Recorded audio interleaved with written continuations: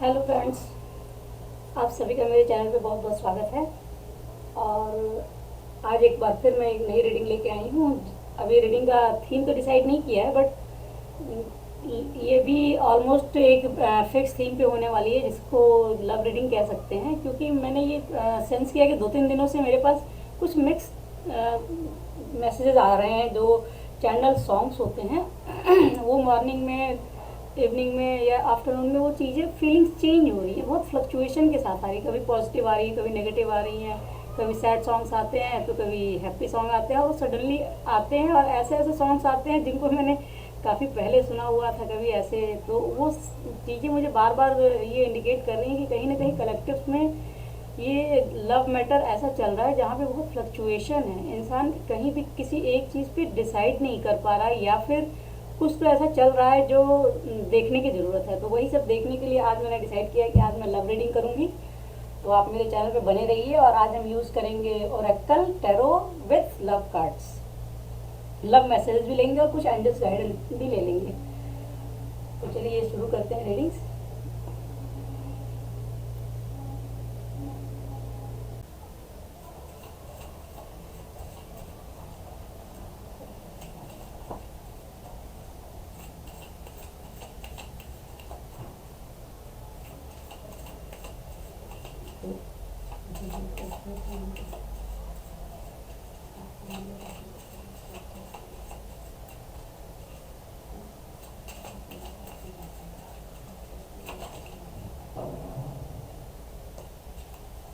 लगता है एनर्जी बहुत स्कैटर्ड है।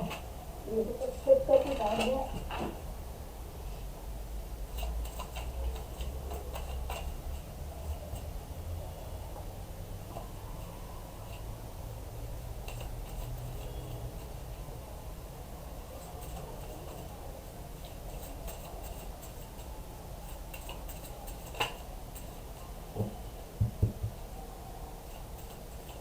वैसे एक लव सॉन्ग मेरी इसमें बहुत तेज़ी से आ रहा है। मतलब 2-3 दिनों से एक सॉन्ग है जो बार बार जुबान पे आ रहा है। वो क्यों आ रहा है मुझे नहीं समझ में आ रहा। अब जिस किसी से रेजोनेट कर जाए वो देख ले। एक सॉन्ग है, कुछ और नहीं, कुछ और नहीं बाकी मुझ में, तू जान मेरी तू ही दिल है। ये जिस फिल्म का सॉन्ग है, और जिसके साथ भी रेजोनेट कर जाए वो समझ ले कि उसके पार्टनर की ये फीलिंग्स हैं, और वो उसको सुन सकता है अच्छे से। फ्रेंड्स, यहाँ मैंने 4 ही कार्ड निकालने चाहे, लेकिन 5 निकल आए तो मैंने पांचों ले लिए हैं। फर्स्ट कार्ड है निडल, फॉरगिविंग। सेकंड कार्ड है फेथ, हैप्पीनेस। थर्ड है डॉग, लॉयल्टी। और 2 कार्ड एक साथ आए, ox, work overloaded and knot, contracts. तो इनको मैं एक साथ ही रखूंगी। बॉटम ऑफ द डेक है इसका ऑब्स्टेकल्स, माउंटेन। लगता है कुछ तो प्रॉब्लम चल रही है। चलिए इसको क्लैरिफाई कर लेते हैं।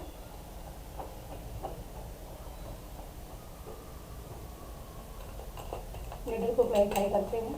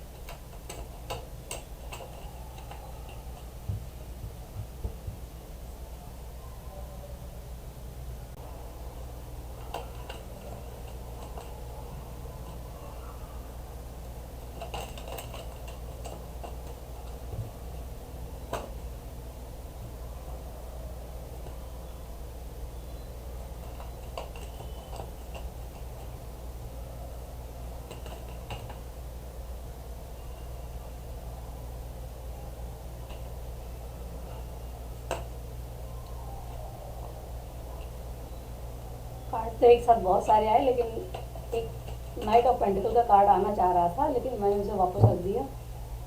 आना होगा तो फिर से आ जाएगा।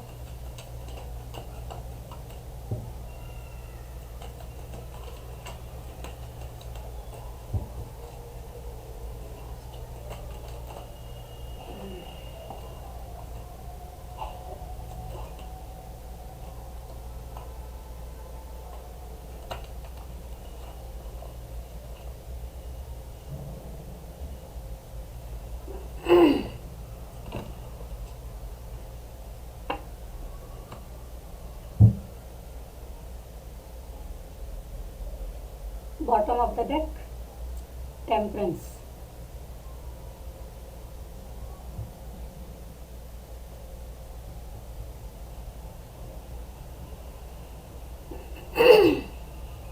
सॉरी फ्रेंड्स, मेरे गले में थोड़ी आज खराश हो रखी है। वैसे लग रहा है कि कहीं ना कहीं किसी का थ्रोट चक्र है जो ब्लॉक हो रखा है, उसे हीलिंग की ज़रूरत है। और यहाँ टेम्परेंस भी एक हीलिंग का ही कार्ड है। फ्रेंड्स, फर्स्ट कार्ड है इसमें निडल, जिसको मैंने कल की रीडिंग जो थी, एक रीडिंग पहले की थी मैंने, उसमें भी सेम चीज़ निडल आया था और निडल को क्लैरिफाई किया था पेज ऑफ कप ने। ये केस कुछ वैसे ही चल रहा है अभी भी। फॉरगिवनेस के बीच में एक प्रॉब्लम आ रही है, या तो आप फॉरगिव नहीं कर पा रहे हैं या सामने वाला फॉरगिव नहीं कर पा रहा है। कोई तो ऐसे मिस्टेक है जहाँ पे जिसको ओवरलुक किया जा रहा है, और ये अपनी साइड से ही कोई मिस्टेक लग रही है जो हमारी ही साइड से है। कुछ ऐसी चीज़ें हैं जिनको हम ओवरलुक करके आगे बढ़ने की कोशिश कर रहे हैं।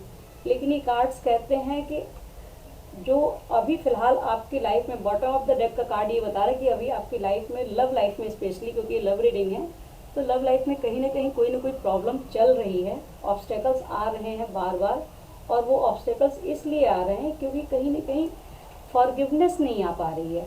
जो भी प्रॉब्लम चल रही है, जो भी रिलेशन में प्रॉब्लम है, वहाँ पे फॉरगिव करने की ज़रूरत है। या तो आपको फॉरगिवनेस मांगने की ज़रूरत है किसी से, या किसी को फॉरगिव करने की ज़रूरत है। और जिस भी पर्सन के साथ करना, हो सकता है कि वो कहीं इमेच्योर एनर्जी में हो, या तो आप अपनी इमेच्योर एनर्जी को छोड़ें, या सामने वाला भी अगर इमेच्योर है तो उसको, एक होता है हम लोग कहते हैं कि नादान है, माफ़ कर दो। एग्जैक्टली उसी तरीके से हो सकता है कि ये चीज़ें चल रही हैं, और उस कंडीशन में उस व्यक्ति को माफ़ करके आपको आगे बढ़ने की ज़रूरत है। क्योंकि इसके जस्ट बाद का ही कार्ड है पिग, इसके नीचे है हैप्पीनेस। ये हैप्पीनेस आएगी, और इस हैप्पीनेस को क्लैरिफाई किया है 7 ऑफ वॉन्ड्स। 7 ऑफ वॉन्ड्स का कार्ड ये कहता है कि आपने मेहनत बहुत की है, स्टैंड बहुत लेने के लिए शायद आप या तो ले चुके हैं या लेने की ज़रूरत है। हैप्पीनेस के लिए क्लैरिफाई करके ये कार्ड तो यही कह रहा है कि आपको स्टैंड लेने की ज़रूरत है। हो सकता है कि बातें कुछ ऐसी हो गई हैं जिसमें आप स्टैंड लेने में डरते हैं कि क्या कहीं सेम रिजल्ट ना आ जाए, फिर से वापस पुराना रिजल्ट ना आए स्टैंड लेने पे, या कोई बात बिगड़ ना जाए, जितनी बिगड़ी हुई है उससे कहीं ज़्यादा ना बिगड़ जाए। बहुत तरह के फियर होंगे, लेकिन फियर से बाहर निकलने का तरीका ही यही है कि उस फियर को फेस किया जाए। तो जब तक आप फियर को फेस नहीं करेंगे, अपनी लाइफ में जिस भी मैटर में स्टक्ड हैं उस मैटर में कहीं स्टैंड नहीं लेंगे, तब तक ये हैप्पीनेस को क्लेम कर पाना मुश्किल है। और इसमें हेल्प करने के लिए आपके पास जो अपनी एक बहुत अच्छी चीज़ है ना, वो है लॉयल्टी। आपको अपनी लॉयल्टी को शो करने की ज़रूरत है, और थोड़ा कंपैशन के साथ, लव के साथ, आप अंदर से लव से भरे हुए हैं, उसको शो करने की ज़रूरत है। और आपको ये बताने की ज़रूरत है कि आपके अंदर कितना प्यार है। और अगर ये प्यार फ़िलहाल आप फील नहीं कर पा रहे हैं, तो आप उस फीलिंग के अंदर जाने की ज़रूरत है। क्योंकि जब हम किसी को, कितनी भी बड़ी गलती किया रहे, कोई भी इंसान कुछ भी किया रहे, लेकिन अगर उसको हम प्यार से देखते हैं तो हमारे सामने एक ऐसा शख्स नज़र आता है जो गलती तो कर दिया है, लेकिन हम उससे प्यार बहुत करते हैं, तो कहीं ना कहीं फॉरगिवनेस अपने आप आ जाती है।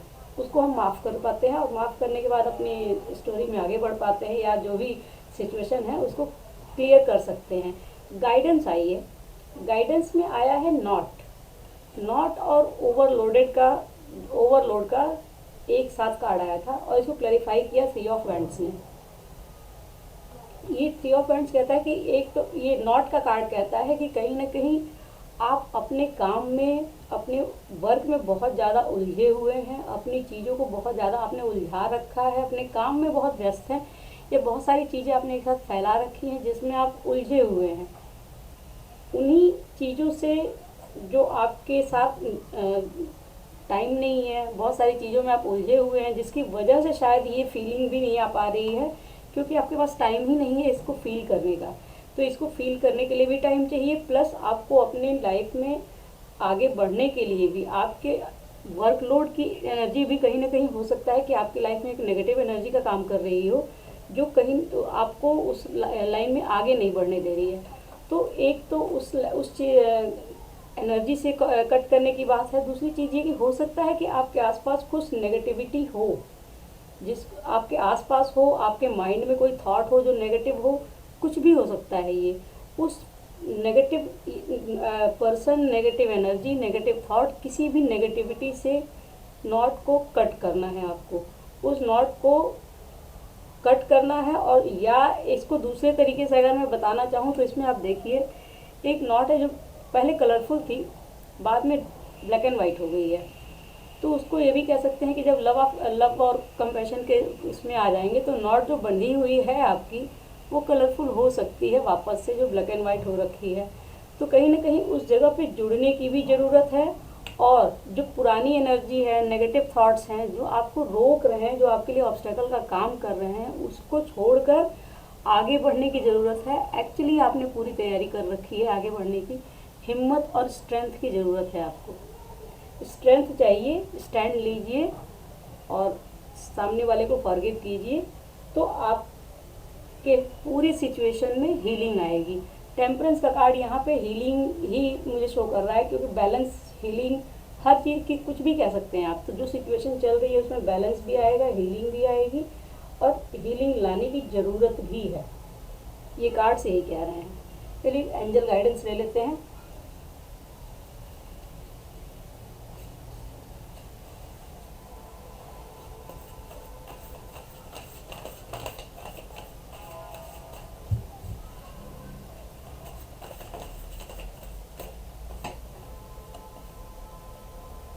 Traveler, move in a new direction.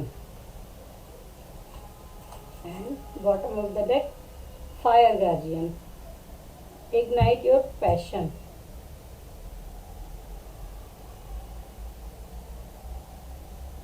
Guys यहाँ पे ट्रैवलर का कार्ड तो ये कहता है कि move in a new direction, means आप, हो सकता है कि जो आपका सिचुएशन चल रहा है, जो मैटर चल रहा है, उस मैटर में आपकी एक अलग डायरेक्शन दिखाई जा रही हो, या पर्सपेक्टिव चेंज करने की बात की जा रही हो, या फिर कोई ऐसी सिचुएशन है जिसमें एक ही जगह पे आपका माइंड स्टक हो गया है, उससे निकल के आपको दूसरे डायरेक्शन में देखने की बात कही जा रही है।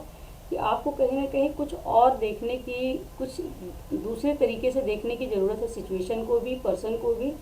और अपने अंदर जो उस रिलेशनशिप को लेके आपका पैशन था कभी, उस पैशन को जगाने की बात कही जा रही है। उस पैशन को वापस से ले आइए।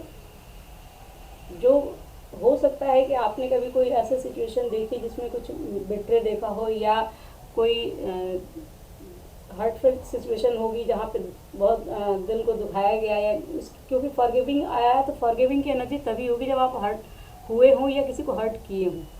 लेकिन जब हर्ट होता है इंसान तो इसका मतलब यही होता है ना कि उसके पहले वहाँ प्यार बहुत था, लोग एक दूसरे के लिए पैशनेट भी थे। तो वही पैशन फिर से वापस जगाने की बात कह रहे हैं एंजल्स आपको, कि उस पैशन को फिर से जगाइए अपने अंदर भी, और जब आपके अंदर जागेगा तो सामने वाले के अंदर भी जाग ही जाएगा। कहीं ना कहीं उसको ओवरलुक किया जा रहा है। और इस गाइडेंस को फॉलो करने के बाद आपकी सिचुएशन में हीलिंग आ सकती है। तो मैं रिक्वेस्ट करूँगी कि जिसकी भी सिचुएशन से ये मैच कर जाता है, रेजोनेट करता है, वो इस चीज़ को फॉलो ज़रूर करें।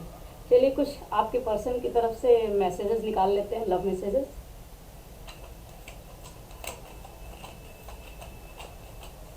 क्या सोच रहे हैं आपके लिए, उनके अंदर क्या चल रहा है जो आप नहीं समझ पा रहे हैं।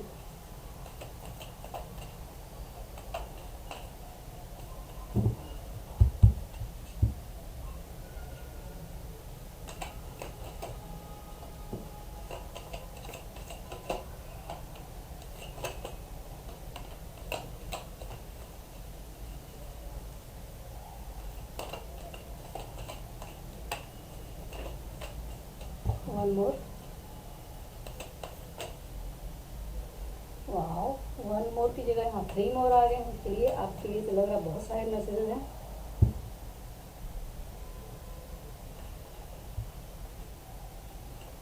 गाइस, फर्स्ट कार्ड ही था आई वॉन्ट टू रिकनसाइल। आप जिससे नाराज़ हैं या जो आपसे नाराज़ है, एक्चुअली उसकी डीपेस्ट डिज़ायर तो ये है कि वो आपसे रिकनसाइल करना चाहता है। सेकंड कार्ड है I am just your, stop doubting on me. हो सकता है आपके मन में कोई डाउट हो जो आप उस व्यक्ति को अपना नहीं पा रहे हैं, उस पर डाउट करके ही आप उसको फॉरगिव नहीं कर पा रहे हैं, क्योंकि फॉरगिवनेस के साथ ये डाउट वाला कार्ड आना, ये इसको जस्टिफाई करता है कि आपके अंदर कहीं ना कहीं वो चीज़ बैठ गई है कि वो इंसान ट्रस्टवर्दी नहीं है, जिस पे आप डाउट कर रहे हैं, ट्रस्ट नहीं कर पा रहे हैं, शायद इसीलिए उसको फॉरगिव नहीं कर पा रहे हैं। थर्ड कार्ड है I regret to hide truth from you. हो सकता है कि आपसे कोई सच छुपाया गया हो जो आप जानना चाहते हैं लेकिन आपको बताया ना गया हो। कई बार होता है कि हमें लगता है कि बहुत सारी चीज़ें हमसे छुपा ली गई हैं, लेकिन उन चीज़ों को छुपाने के पीछे का रीज़न वही नहीं होता है जो हमें दिख रहा होता है। तो हो सकता है कुछ ऐसा सच हो जो आपसे छुपा लेना ही बेहतर था, और उसको छुपाने की कंडीशन ऐसी रही हो जहाँ पे आपको वो चीटिंग फील हुई। तो मे भी ऐसी कोई सिचुएशन है जहाँ पे सामने वाला पर्सन भी आपके लिए भी फेथफुल रहा हो, लेकिन उसकी कोई सिचुएशन ऐसी रही हो जहाँ पे वो उस समय फेथफुल रह नहीं पाया। थर्ड कार्ड है I don't know the reason behind this. उन्हें भी ये नहीं पता कि ये सारी चीज़ें क्यों चल रही हैं, या फिर उनके अंदर अगर कुछ चल रहा है तो क्यों चल रहा है। My world roam around you. वो चाहे जितना भी आपसे नाराज़ हो, चाहे जितने भी आपसे दूर हो, जहाँ भी हो, लेकिन उनकी पूरी दुनिया आपके इर्द गिर्द घूमती है। आप जहाँ रहते हैं वो वहीं आसपास मंडराते रहते हैं। वो 5D लेवल पे कह सकते हैं कि उनकी आत्मा आपके आसपास भटकती रहती है। एक कार्ड है I am trying to improve myself. Maybe इनसे पास्ट में कुछ गलती हो गई है, जो उन्होंने आपसे सच छुपाया, कहीं आपको कुछ चीट किया या मिसबिहेव किया, कुछ भी किया हो, उस कंडीशन में हो सकता है इनके अंदर एक रियलाइजेशन आई है जिसकी वजह से ये अपने आप को इम्प्रूव करना चाहते हैं। और लास्ट कार्ड इसमें आया है यू टच्ड माई हार्ट, कि आपने उनकी लाइफ में एक ऐसी जगह बनाई है जो किसी और के पास नहीं थी और ना ही कभी हो पाएगी, क्योंकि जो इंसान आपके दिल को छू जाए उसे ना कोई रिप्लेस कर पाता है और ना ही वो आपकी लाइफ से भी कभी जा पाता है। आपने उनके साथ भले ही कोई भी रिलेशन निभाया हो, उन्होंने आपके साथ धोखा किया, चाहे जो भी किया, लेकिन आपने बहुत बड़ा काम किया हुआ है, क्योंकि आपने उनके दिल को छू लिया है। जब दिल को छू लिया है तो आपकी लाइफ में तो वापस वो आना ही चाहेंगे। Last bottom of the deck, I want to fall in love with you again in again. इसका मतलब ये सारे कार्ड्स आपको अपील कर रहे हैं कि एक सिंगल वर्ड है फॉरगिवनेस। प्लीज़ उसे एक्सेप्ट कीजिए और अपनी लाइफ में आगे बढ़िए। आपकी लाइफ में कोई भी इशू नहीं है उस एक वर्ड के सिवाय। कई बार होता है कि हम लोग के सामने बहुत सारी सिचुएशंस आती हैं जहाँ लगता है कि इस सिचुएशन को तो हम कभी माफ़ नहीं कर सकते, लेकिन गाइस लाइफ है, लाइफ में कब कौन सी सिचुएशन कितनी बड़ी बन जाए ये नहीं कह सकते हैं। आज जो हमारे सामने सिचुएशन है हमें लगता है कि यही बहुत बड़ी है, या एक बड़ी सी सिचुएशन आ गई है उसको भी हमें बड़ी सी गलती करने के बाद में उसको छोटी सी गलती करके छोड़ देते हैं। लेकिन वो चीज़ें कब अपने आप बदल जाती हैं, कब हमारी अगली सिचुएशन में क्या आ जाता है सामने, कुछ नहीं कहा सकता। और लाइफ में जो भी पर्सन आपसे प्यार करता हो, कम से कम इस तरीके से प्यार करता हो जिसके कार्ड्स ऐसे निकल के आए, उसे छोड़ना, ओवरलुक करना, ये कहीं ना कहीं आपकी अपनी भी एक मिस्टेक हो सकती है जिसके लिए आज आप उसको फॉरगिव नहीं कर पा रहे हैं। इस गलती की वजह से अगर आप वो व्यक्ति रियली कहीं बाई चांस उसके साथ आपका नहीं बन पाता है या नहीं पैचअप हो पाता है, रिकनसाइल नहीं कर पाते हैं, तो आपको आगे इतनी ज़्यादा गिल्ट हो सकती है जिसकी वजह से आप खुद को भी माफ़ न कर पाएँ। तो कौन सी फॉरगिवनेस ज़्यादा ईजी है ये आपके ऊपर है। आपकी सिचुएशन, आपके रिलेशन, आपके साथ हुई जो भी कंडीशंस हैं वो सब कुछ आपको पता है, और आपसे बेहतर उसको ना कोई जज कर सकता है, ना उसको कोई संभाल सकता है, ना समझ सकता है।